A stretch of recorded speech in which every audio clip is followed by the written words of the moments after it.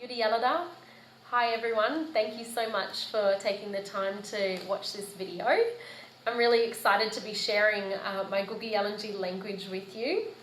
And what we're going to do in this video is a little lesson on the consonants and vowels of the Gugiyalanji language. I'm going to provide some examples of English so that you have a greater understanding of the sounds and pronunciation of the language. And so we're going to start with the consonants.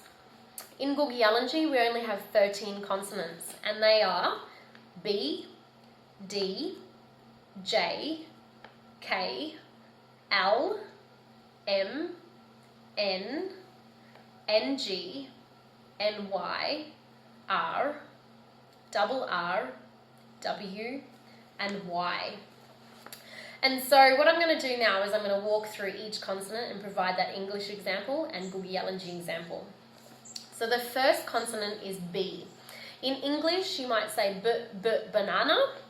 In Gugiyalanji, we say b, bama. And bama means Aboriginal person. The next consonant is D. In English, you might say d, dog. In Gugiyalanji, d, dira.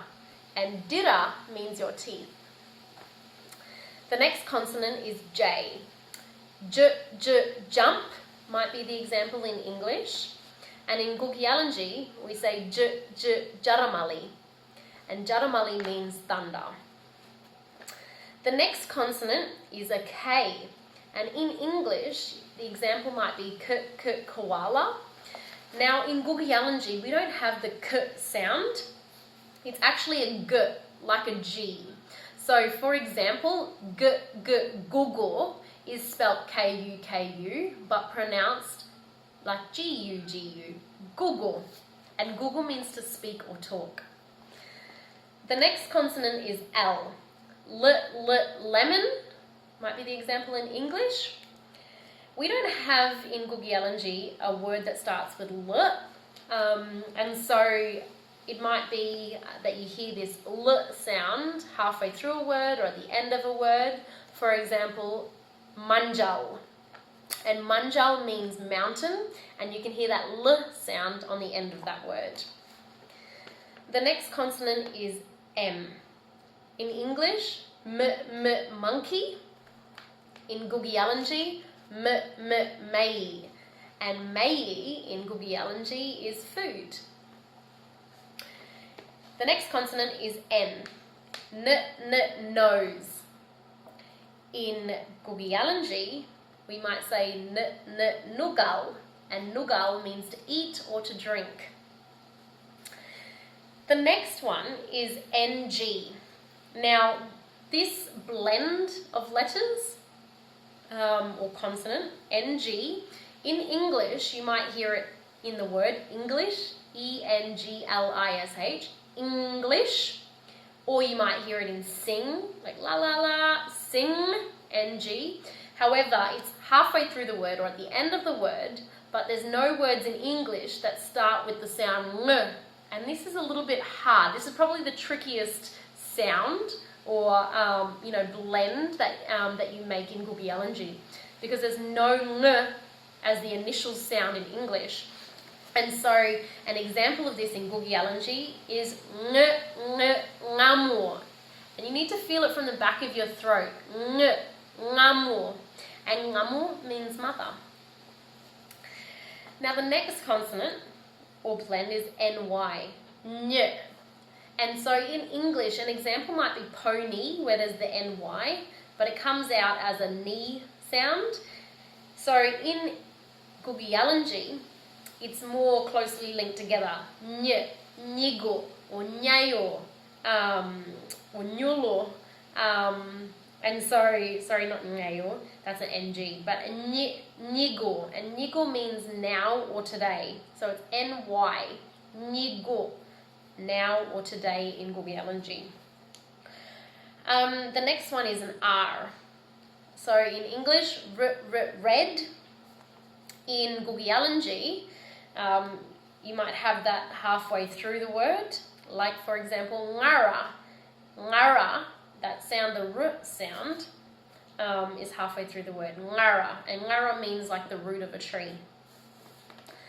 The next consonant is double R, so R and R.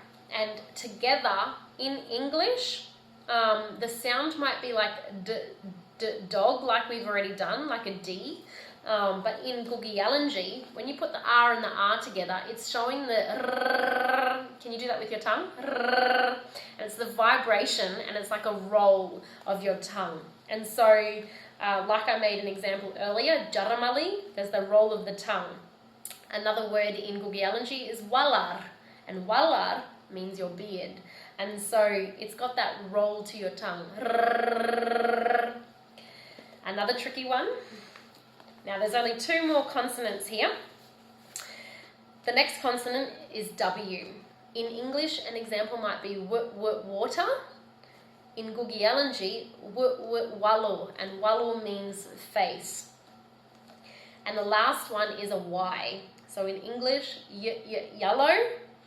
In Gugi-Yalanji, you might say yalbe, and yalbe means big. Yalbe. So they're the consonants. So remember, there's 13 consonants, and there are similarities in Gugi-Yalanji and in English. However, there are the trickier ones with Gugi-Yalanji. For example, the ng, which starts from the back of your throat, ngamu. There's the roll of the tongue, like walar or jarmali or yaraman. And maybe even the ny, and so ny is like nigo, like now or today.